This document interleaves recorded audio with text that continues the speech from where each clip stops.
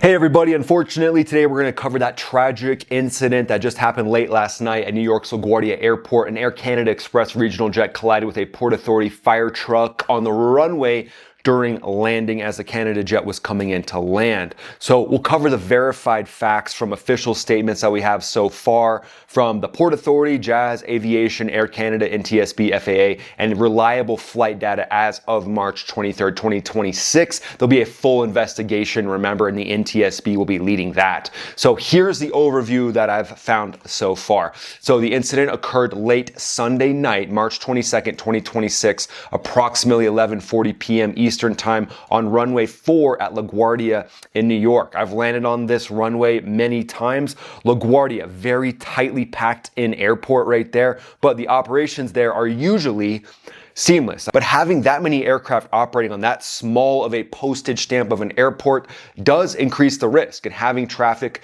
coming in with short runways, tight vectors to make that work. And then once you get on the ground or you're about to take off, it is a choreographed operation where the controllers are just on it. They're dialed in, making sure that everything is happening exactly how it should. This aircraft involved in this incident was an Air Canada Express Bombardier CRJ-900 regional jet operated by Jazz Aviation on behalf of Air Canada, arriving from Montreal PR Elliott Trudeau International Airport. It struck the Port Authority of New York and New Jersey aircraft rescue and firefighting vehicle, a fire truck, while on the runway shortly after touchdown. The fire truck was responding to a separate, unrelated incident on the tarmac involving another aircraft. Let's pop to X for what we can find on the latest graphics and verified information. Okay, here's a graphical recreation of the actual collision. Let's have a listen here. Truck 1 and company LaGuardia Tower requesting to cross 4 at Delta. Truck 1 and company LaGuardia Tower requesting to cross 4 at Delta. Truck 1 and company cross 4 at Delta. Truck 1 and company crossing 4 at Delta. Frontier 4195 to stop there, please. Stop, truck 1, stop. Stop, truck 1, stop. Stop, truck 1, stop. Delta 2603, go around, runway heading 2000. Jazz 646. Jazz 646, I see you collide with a vehicle there, just hold position. I know you can't move. The vehicles are responding to you now. Is the runway closed? Delta 2603, go around, runway heading 2000. Heading 2000, go around, Delta 2603. LaGuardia Tower. Truck 2, runway 4 is closed, correct? Yes, go on to runway 4 now. Proceed on runway 4, you have access. Frontier 4195, I got the word that we're going to be closed for a little while. If you want to prepare to return to the ramp, let me know. So as you can see, tough situation there. Runway 4, we hear the controller talking about the truck crossing runway 4. And then we've got that Air Canada jet, which is going to get hit on runway 4. We don't know who collided into who. I mean, the jet's coming in to land. So the truck could have been moving. The truck could have been stopped at the time with the controller yelling stop. Those details will be under a full investigation. But here's some of the images that we're seeing, just tragically seeing the cockpit there. Man, what a terrible situation. Then you can clearly see there the runway sign for runway 4. And then there's a little more of a zoomed out view. And here you can see the truck. So it's nighttime, it's hard to determine where you are. Runway 4 at Delta was what we heard. And then you can see the truck right here, obviously getting hit extremely hard, the front end of the actual aircraft itself. I mean, the way that the rest of the aircraft held up is pretty significant. I mean, it's just amazing that the rest of the aircraft held up that much. This is the actual front of the cockpit here that we're seeing. This was probably taken, relatively soon after the crash, since it did happen at night. And again, just the fact that all the different ground operations happening at night are very complex, and it's just a tragic incident of a runway incursion.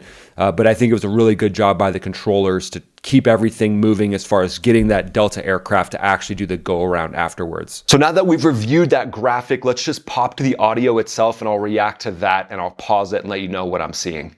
Was the vehicle needed to cross the runway?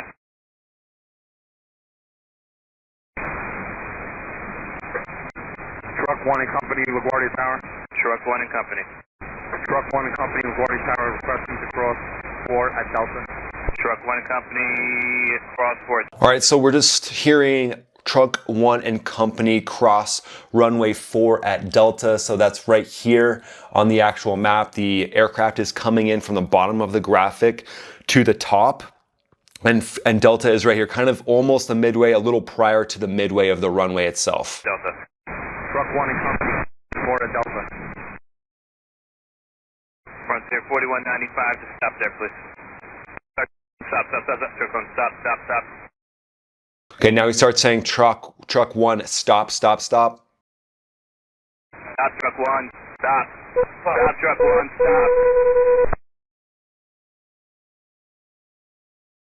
Delta 2603, go around, runway heading 2000. Jazz 646. Jazz 646, So likely right here at Delta, we don't know. So sometimes, at nighttime, we don't know where the truck actually was. That'll all be uncovered in the investigation itself. But Delta is right there, and then you can start to hear the controller telling other aircraft to stop moving. Really good on the controller's part to tell those other aircraft as they're taxiing around, just stop. Just get everybody to stop and slow down. An incident has happened. And then he tells Delta 2603 to go around. The first response isn't answered from Delta 2603. So that's also really good on this controller to then rekey the mic and say, hey, Delta 2603, are you going around? And then they respond. But again, there's a lot going on in different cockpits. So very good on the controller to make sure that the actual aircraft coming in behind this incident aircraft is going to go around to not make a terrible situation even worse. And obviously we had 2 fatalities here. So thoughts and prayers with the family and friends and the injuries on the different aircraft itself as well. But despite the alerts, the collision still occurred. LaGuardia was immediately shut down. And as of this morning, March 23rd, it remained closed until about 2 p.m. Eastern time for investigation, cleanup, and safety assessments. Some of the aircraft specs there on the aircraft involved: Bombardier CRJ-900 regional jet. Here's the full verified tech description on that jet. Twin engine narrow body jet powered by 2 General Electric CF34 AC5 turbofan engines. Plane's 118 feet long, wingspan of 81 feet, 24 feet tall, maximum takeoff weight 84,000 pounds, landing weight 73,000 pounds. It cruises at about 440 to 515 miles per hour with a range of 1,784 miles. The capacity, standard capacity, is 76 to 90 in a typical 2-class configuration with a cabin height of about 6 feet. Normal crew complement in this is just 2 pilots and 3 flight attendants. So unfortunately, looks like the 2 pilots have perished. RIP to them. But it looks like the flight attendants were likely injured but have not perished. And then there's injuries on board, and it looks like those people are being seen at the local hospitals. This is exactly the same type of aircraft, a Bombardier CRJ-900, specifically a CRJ-900LR variant that actually was in the incident with the Delta connection that was involved in the incident at Toronto Pearson International Airport on February 17th, 2025. In that crash, Endeavour Air Flight 4819 from Minneapolis experienced a hard landing, which basically looked like the pilot didn't really flare as they were coming in. And then the right main landing gear fractured on touchdown, causing a collapse. And then they did a basic complete flip upside down, sliding to a stop inverted, 21 injured. But unfortunately here, striking the fire truck, however the dynamics of the crash were, it just wasn't survivable for the 2 pilots, which is extremely unfortunate. No fire, no explosion, because again, that wasn't up by any of the fuel lines or the engines. No post-impact blaze. The impact caused severe front end damage, as we've seen. Photos from the scene show the nose and cockpit area heavily mangled with the front section sheared off or, basically crushed.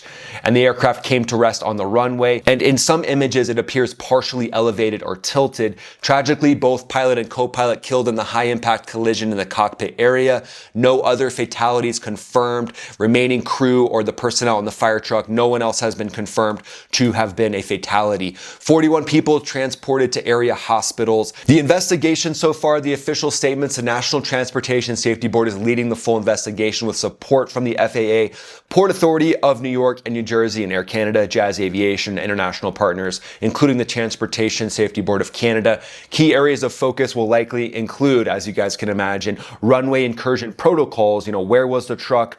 Were they where they said they were? Air traffic control communications and clearances. To me, we don't know where the truck actually was yet, but the clearances all seemed, pretty standard. Why the fire truck was on or crossing an active runway during a landing. You know, was he cleared to cross at the wrong time? That's something that will be looked at as well. No official cause has been determined yet. The investigation is obviously in its early stages. Official statements describe the event as tragic and heartbreaking, as we all obviously know. New York Governor Kathy Hochul called it a heartbreaking loss. Jazz Aviation and Air Canada have confirmed the flight details so far and expressed their condolences, noting support for affected families and personnel. So to recap all the verified facts so far, CRJ-900 landing at LaGuardia struck a responding fire truck on runway 4, 11:40 p.m. last night. 2 pilots lost their lives, 41 people hospitalized with injuries of varying severity. Airport closed into March 23rd. We're not sure if it's open quite yet. NTSB is leading the probe. Thoughts and prayers with the families